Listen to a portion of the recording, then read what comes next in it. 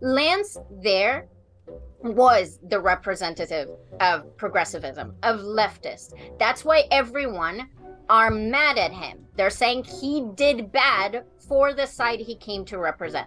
He did not have to be the face of the party. He could have just gone on and been an honest actor and been a genuine, that word again that you don't like, a genuine person and represented his own damn self. Why can't he do that? Why can't he come on a show? I'm not here, for example, I'm not on this show to represent the party of centrists or whatever you think I am, yes, right? He did introduce himself, values that you advocate for. He didn't have to come in as that. He didn't have to, right? This idea that he had to is what I'm pushing back against. I would say that Lance unethically platformed himself onto Tim Pool's show by just making himself look really bad, making the left look really bad, and giving Tim Pool a bunch of free clips. At the beginning, when I was watching the clips for Lance, I thought he did really bad because I just watched the 2 clips. And there was one narrative on Twitter at the time was like, Lance did horribly. And all of my progressive leftist friends were like, oh my God, we need to run Lance off the internet. And they were all like upsetty. And it was very cute. Mm-hmm. Anyway, I watched not the full thing, but a lot of it. I think considering that Lance is human and he was in Tim Pool's like den, the den of Pool. It was a rough conversation. Do I think he could have done better? Obviously. Do I think there were major fuck-ups? Obviously. Do I think he was terrible? No, I don't think so. I actually think that the biggest clip of like the abortion thing is not Lance's fault. I think there's like something unresolved in the progressive movement in terms of what our advocacy should be in terms of abortion in those third trimester cases. And I think Lance was in a position where he had to say something that felt very nonsensical. And everyone's like, he could have just said that when the baby is viable, just take it out.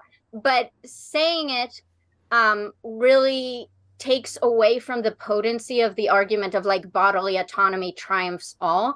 And I don't think the progressive movement has reached a conclusion on what our messaging is there. And I think Lance was just caught between like not trying to sell out the party and trying to make a coherent answer. And it just looked really bad, but I don't think it's his fault. I think it's like our fault for not figuring out what our messaging is yet. So yeah, that's what I think about that.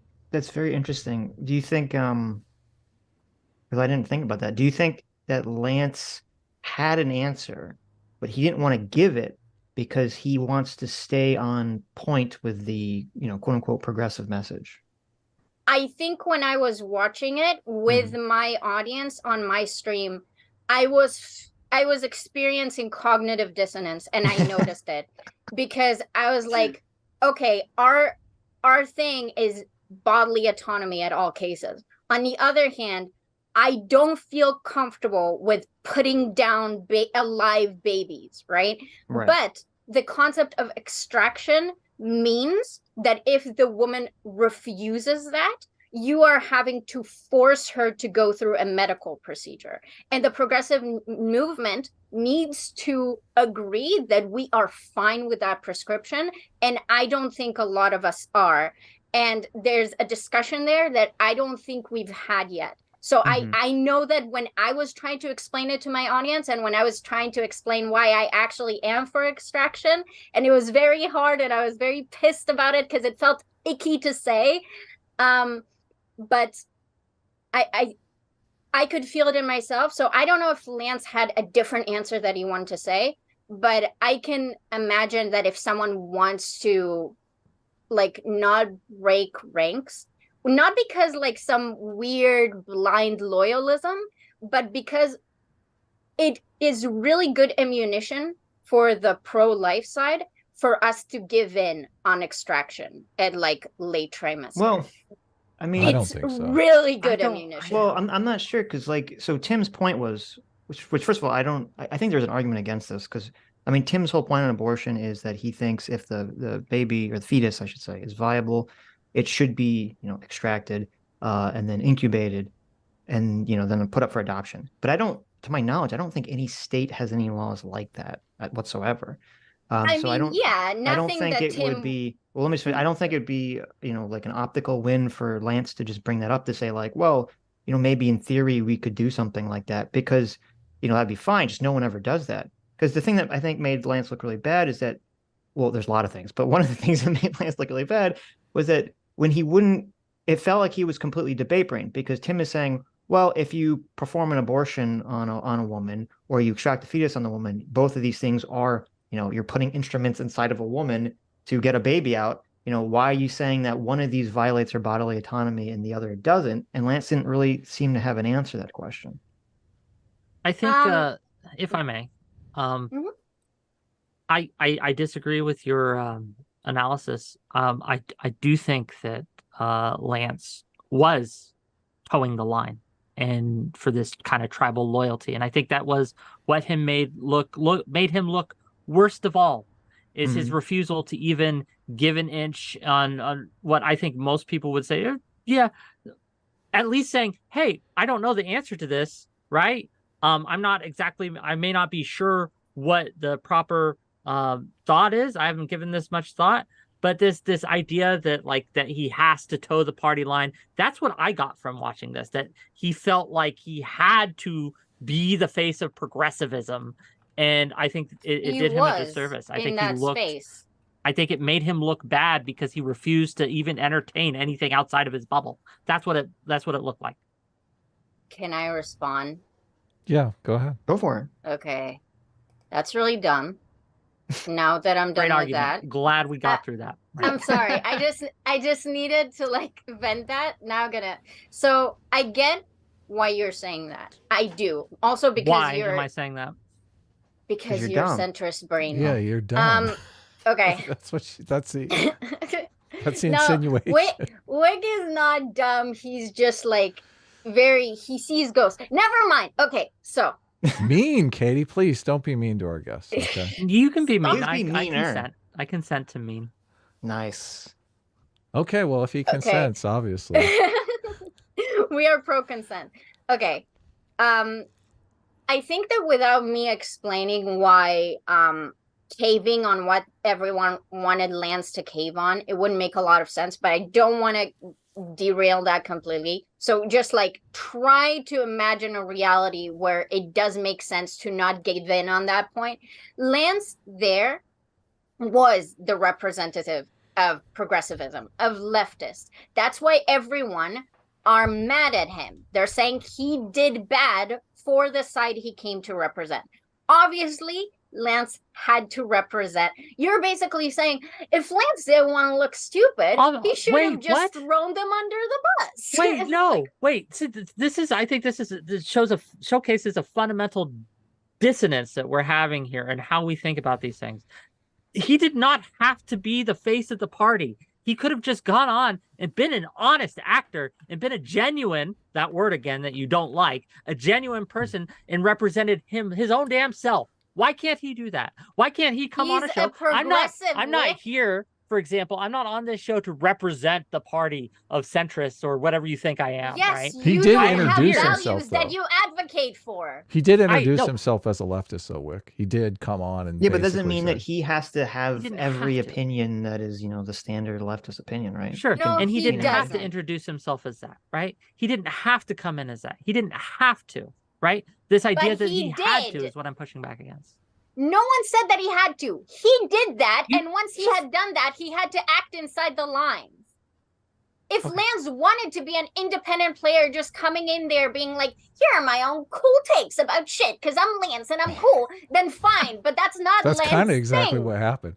Wait, so Katie, Lance coming in, you yourself said you had some kind of cognitive dissonance over this opinion. And we watched a panel in front of Congress, a congressional hearing, where it seemed people didn't really want to say that it was wrong for a woman to abort a child at the ninth month of pregnancy. So, I mean, obviously, that position you have a problem with.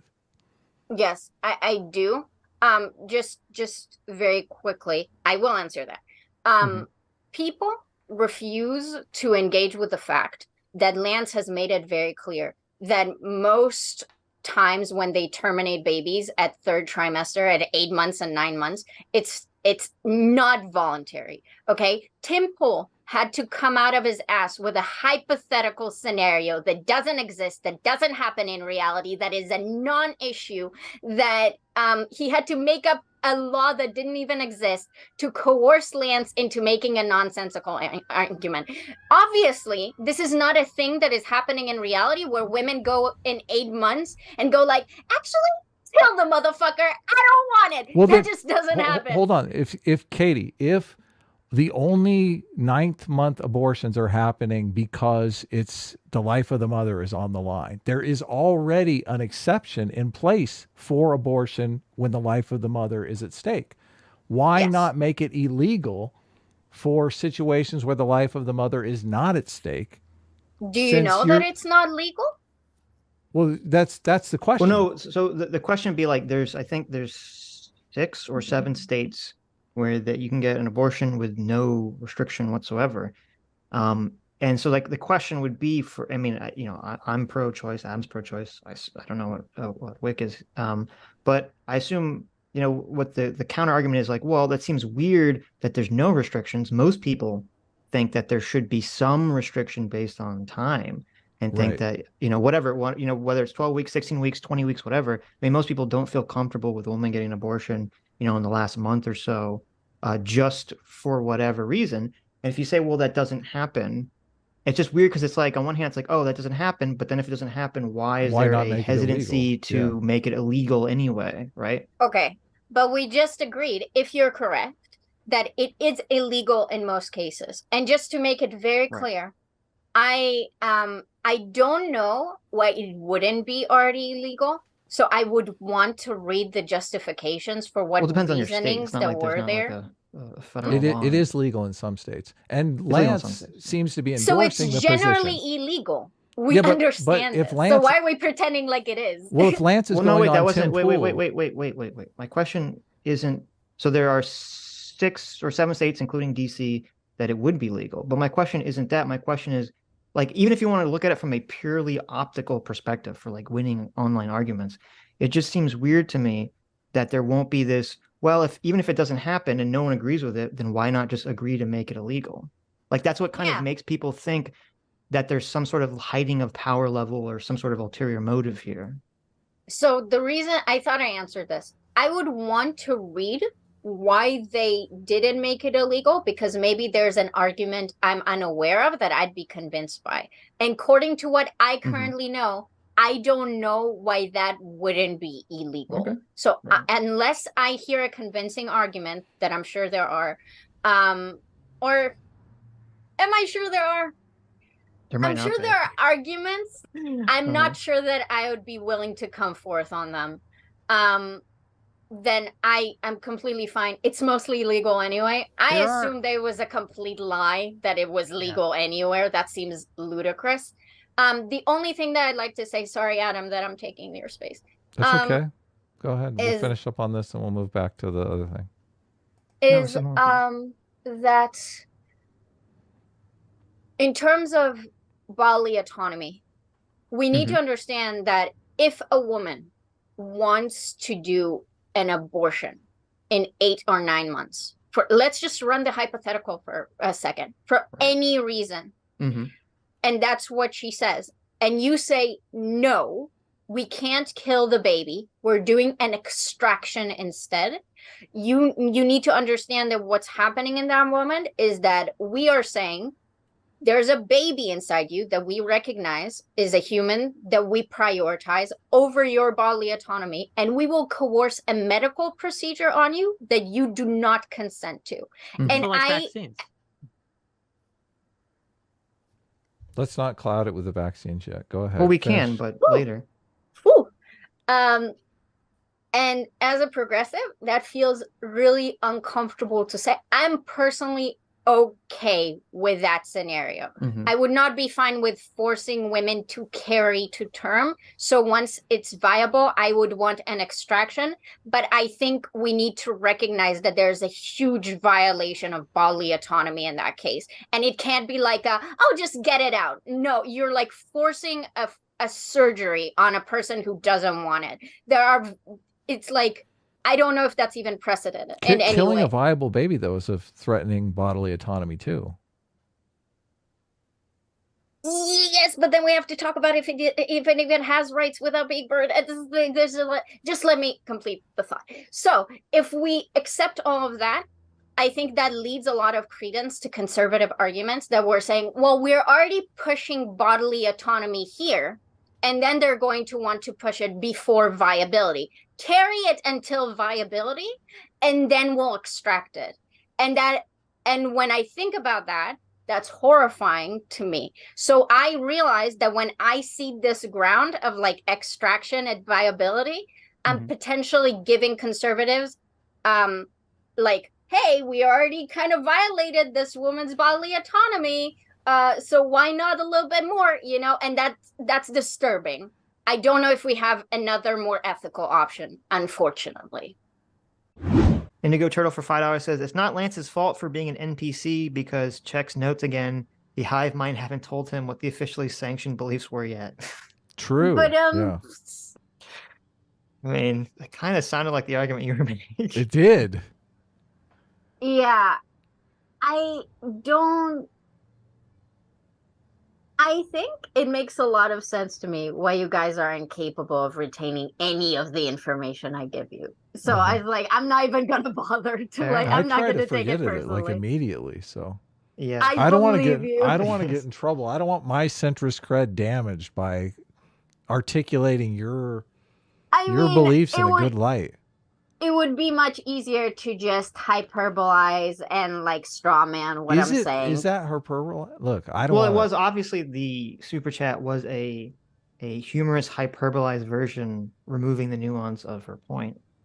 Sure. Except that you said that that's what I said. Well, you literally said that. I feel like the spirit was because you said a bunch of things, so you made a bunch of different arguments. No shit. You said the progressive position is conflicted. You literally said that. But you did make an argument about that the progressive position was conflicting, and that that was kind of not Lance's fault. It was kind of the progressive position's fault because Lance was kind of like the avatar of these positions.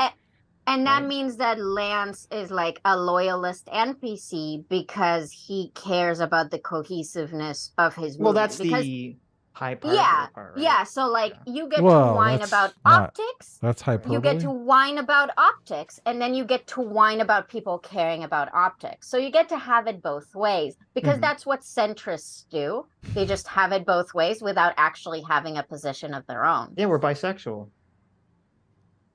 We have positions. What are you talking about? Hi, you just listened to a clip from the Sitch and Adams show. If you like what you heard, you can listen to our live show right here on this channel on Sunday, starting at 1 p.m. Pacific, 4 p.m. Eastern. And if you want, you can super chat us. We read $20 and up super chats on the show and then do a follow-up stream on the following Tuesday where we read the rest of the unread super chats and interact with fans of the show. Subscribe to this channel right here to listen to the live show or to listen to more of our awesome clips.